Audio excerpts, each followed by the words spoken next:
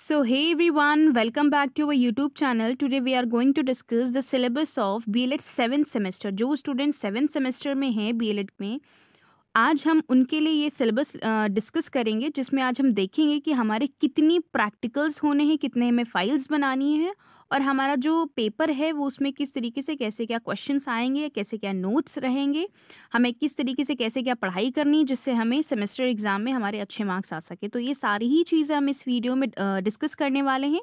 तो ये वीडियो आपके लिए बहुत ज़्यादा हेल्पफुल होने वाली है। वीडियो को लास्ट तक की ज़रूर से देखिएगा। जैसा कि मैंने हर सेमेस्टर का सिलेबस आपको प्रोवाइड कराया है, हर सेमेस्टर की पूरी इन्फो दी है, आपको सारी डिटेल में सारी चीज़ें बताई हैं। तो इस सेमेस्टर के बारे में भी मैं आपको डिटेल में सारी चीज़ें बताऊंगी। तो वीडियो को लास्ट तक ही मेरे साथ ज़रूर से देखिएगा। तो जैसा कि आप सभी लोगों को पता है कि आपके 7th सेमेस्टर में यहाँ पे आपको क्या देखने को मिलेगा, आपको सिर्फ और सिर्फ एक पेपर देखने को मिलेगा। अभी तक आप क्या करते आ रहे थे, आपने 3 पेपर हर सेमेस्टर में पढ़े हैं, चाहे वो ऑप्शनल पेपर हो, चाहे आपके फिक्स्ड पेपर हो, चाहे आपके कोर सब्जेक्ट्स के रिलेटेड हो। आपने हमेशा हर सेमेस्टर में 3 पेपर आप एग्जाम देते आ रहे हो, 3 पेपर आप पढ़ते आ रहे हो, प्लस प्रैक्टिकल्स वगैरह फाइल्स वगैरह आप बनाते आ रहे हो। लेकिन इस सेमेस्टर में क्या है, हमें सिर्फ और सिर्फ एक सब्जेक्ट पढ़ना है और एक ही सब्जेक्ट का आपका एग्जाम होगा, जो कि आपके सब्जेक्ट का नाम यहाँ पे मेंशन है, issues and challenges of elementary education. ये आपके पेपर का नाम है, यही आपको पढ़ना है इस पूरे सेमेस्टर में और इसी का सिर्फ और सिर्फ एग्जाम होगा। सो ये रहा आपका detail syllabus issues and challenges of elementary education का, जिसमें आप पहली यूनिट आपको देखने को मिल रही है, जिसमें आपको पढ़ना है development of elementary education after independence, जो कि आपने कंटेम्प्रेरी इंडिया में फर्स्ट सेमेस्टर में आप ऑलरेडी पढ़ चुके हैं कि किस तरीके से एजुकेशन का डेवलपमेंट हुआ है, एलिमेंट्री एजुकेशन का डेवलपमेंट हुआ है आफ्टर इंडिपेंडेंस। जो भी आपने कमीशंस पढ़े थे, जो भी आपने न्यू एजुकेशन पॉलिसीज़ पढ़ी थी, राइट टू एजुकेशन एक्ट, सर्व शिक्षा अभियान, तो ये सारी ही चीज़ें जो हैं इस टॉपिक में इंक्लूड हो जाएंगी। तो आपको सिर्फ और सिर्फ रिवाइज करना है, क्योंकि आपने कहीं ना कहीं कोठारी कमीशन वगैरह अच्छे से पढ़ रखे हैं, operation black board, new education policy, ये सारी चीज़ें आपने कहीं ना कहीं पढ़ रखी हैं। नेक्स्ट हमारा आ जाता है education thoughts of Mahatma Gandhi to elementary education. आपने फिलॉसफी में पढ़ रखा था कि जो महात्मा गांधी जी के क्या विचार थे एजुकेशन में, तो ये भी आपका पढ़ा हुआ टॉपिक है, सिर्फ और सिर्फ आपको रिवाइज करना है। नेक्स्ट है आपका influence of home school community on child development, basic concept of education का ये टॉपिक है, जो कि आपने फर्स्ट सेमेस्टर में बहुत अच्छे तरीके से आपने पढ़ रखा होगा कि किस तरीके से होम इन्फ्लुएंस करता है एक बच्चे के डेवलपमेंट में, किस तरीके से स्कूल इन्फ्लुएंस करता है, किस तरीके से कम्युनिटी इन्फ्लुएंस करती है। तो ये टॉपिक भी आपके लिए ईजी है, आपने पढ़ रखा है। नेक्स्ट है आपका role of Sarva Shiksha Abhiyan in the development of elementary education in India. क्या रोल रहा है सर्व शिक्षा अभियान का एलिमेंट्री एजुकेशन के डेवलपमेंट में, तो ये भी आपका बहुत इंपॉर्टेंट और बहुत ही इजी टॉपिक है। तो इसको आप ज़रूर से पढ़िएगा, स्किप बिल्कुल भी मत करिएगा। ये क्वेश्चन ज़रूर से एग्जाम में आपके पूछा ही जाता है।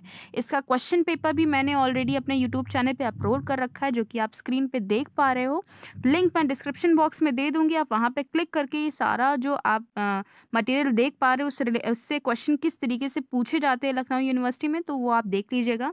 नेक्स्ट आपका यूनिट 2 आ जाती है constitutional provision for education related to elementary education. Again से आपका फर्स्ट सेमेस्टर का यहाँ पे टॉपिक आ गया है, बेसिक कॉन्सेप्ट ऑफ एजुकेशन, जो कि आप उसमें पढ़े थे आपने। आर्टिकल्स जो आपके थे, आर्टिकल 15, आर्टिकल 21, आर्टिकल 355, ये सारे जो आपने आर्टिकल्स पढ़े थे रिलेटेड टू एलिमेंट्री एजुकेशन, वो यहाँ पे आपको फिर से दोबारा से रिवाइज करने, वही यहाँ पे आपको लिखने होंगे। नेक्स्ट हमारा आ जाता है elementary education as referred to in NPE 1986। ये भी आपने पढ़ रखा है। न्यू एजुकेशन पॉलिसी से रिलेटेड आपने जो भी चीज़ें पढ़ रखी थी, यहाँ पे वो सारी चीज़ें आपको अगेन से पढ़नी है। अगेन से ये सारे टॉपिक आपने कहीं ना कहीं पढ़ रखे हैं कंटेम्प्रेरी इंडिया में। जिन स्टूडेंट्स ने अच्छे से पढ़ाई करी है फर्स्ट सेमेस्टर में, तो ये सारे टॉपिक उनके लिए नोन होंगे, उन्हें पता होगा कि वही रिवाइज जो टॉपिक है फिर से पूछे जा रहे हैं।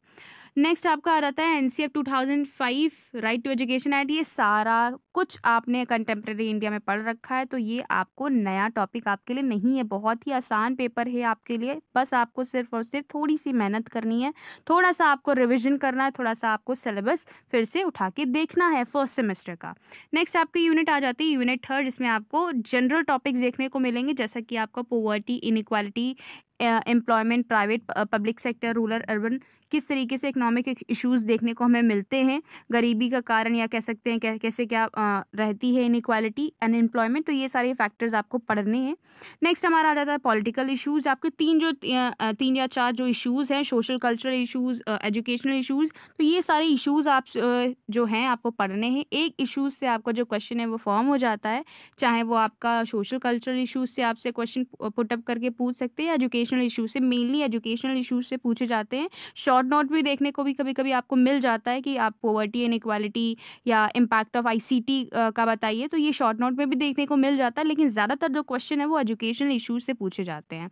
नेक्स्ट हमारा यूनिट आ जाता है यूनिट 4th, जिसमें आपको देखने को मिलेंगे challenges of elementary education in terms of access, equity, equality and governance. किस तरीके से एलिमेंट्री एजुकेशन में क्या-क्या चैलेंजेस हमें फेस करने को पड़े थे, किस तरीके से हमने किस चीज़ें अरेंज करी थी, किस तरीके से हमने एक्सेस किया था, इक्विटी किस तरीके से क्या मैनेज करी थी, तो ये सारी चीज़ें यहाँ पे आपको पढ़नी होंगी। नेक्स्ट हमारा आ जाता है टॉपिक वेस्टेज एंड स्टैग्नेशन का, तो ये आपको देखने को मिल जाता है क्वेश्चन पेपर में, आपका इंपॉर्टेंट टॉपिक है, जिसकी मैंने प्रॉपर नोट्स अपने यूट्यूब चैनल पे बना रखे हैं, तो इसकी टेंशन आपको लेने की ज़रूरत नहीं है। नेक्स्ट आपको टॉपिक देखने को मिल जाता है टीचर स्टूडेंट लर्निंग आउटकम, ये आपको टॉपिक पढ़ना है। नेक्स्ट आपका आता है drop out rate, student attendance, achievement level of different type of learner, UEE and PTR. Drop out rate आपका किससे रिलेटेड है, आपका वेस्टेज एंड स्टैग्नेशन से रिलेटेड है, तो कहीं ना कहीं जब आप ये टॉपिक पढ़ोगे तो दोनों जो आपके कनेक्ट हो जाएंगे।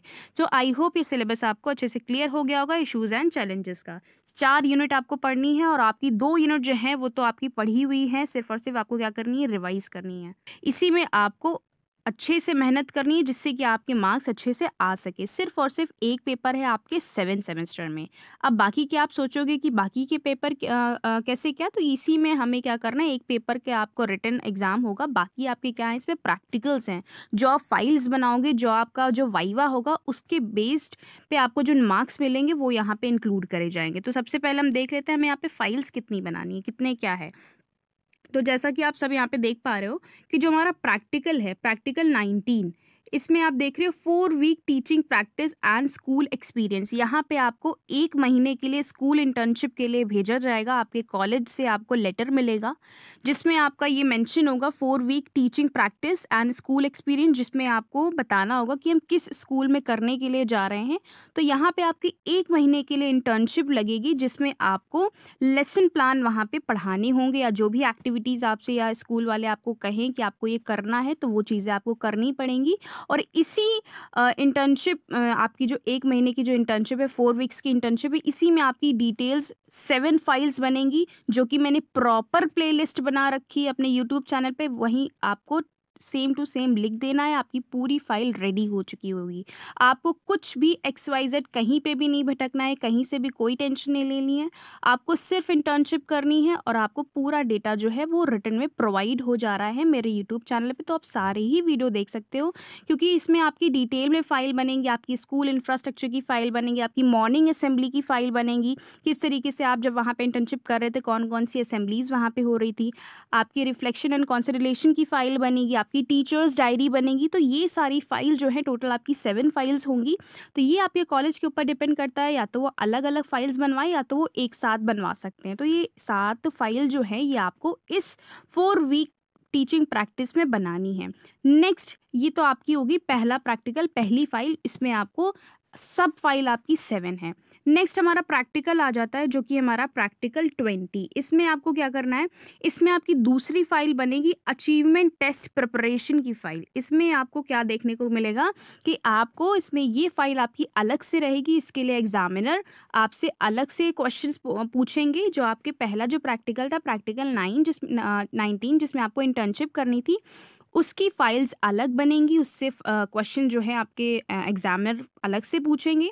और ये आपकी फ़ाइल एक अलग है, अचीवमेंट टेस्ट प्रिपरेशन फ़ाइल। इसको भी आप देख पा रहे हो मेरे यूट्यूब चैनल पे, प्रॉपर मैंने अच्छे से फ़ाइल अपलोड करी है इन हिंदी एंड इंग्लिश बोथ। तो ये आपको इसकी भी टेंशन लेने की ज़रूरत नहीं है, इसके लिए भी आपके लिए वीडियो ऑलरेडी अवेलेबल है पहले से। तो इसमें आपको एक सब्जेक्ट के ऊपर क्या करना है, अचीवमेंट टेस्ट उसी के सब्जेक्ट के ऊपर करना है।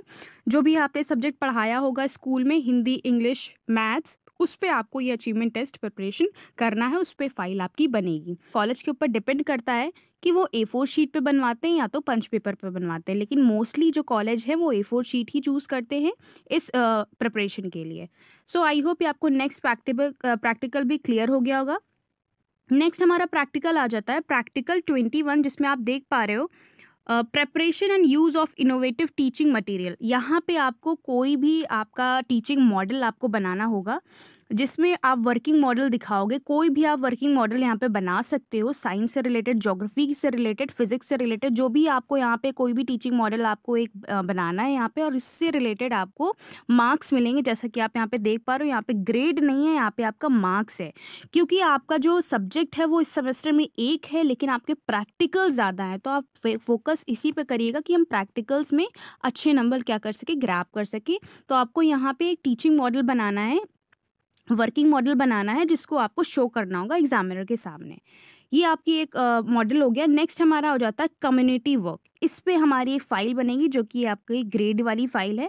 इसमें आपको ग्रेड मिलेगा ABCD, जो भी आपके कॉलेज वाले आपको ग्रेड प्रोवाइड करें, इसको आपको बनानी है। ये फ़ाइल आपकी इंटरनली है और ग्रेड वाली है, इसमें आपको मार्क्स नहीं मिलेंगे, इसमें आपको ग्रेड मिलेंगे।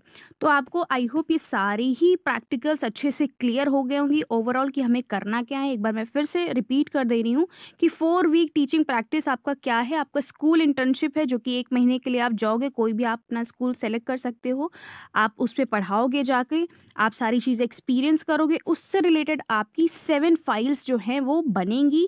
आपकी मैं हेडिंग्स भी बता दे रही हूँ, morning assembly, school infrastructure, teachers diary, reflection and consideration, ये सारी आपकी हेडिंग्स रहेंगी।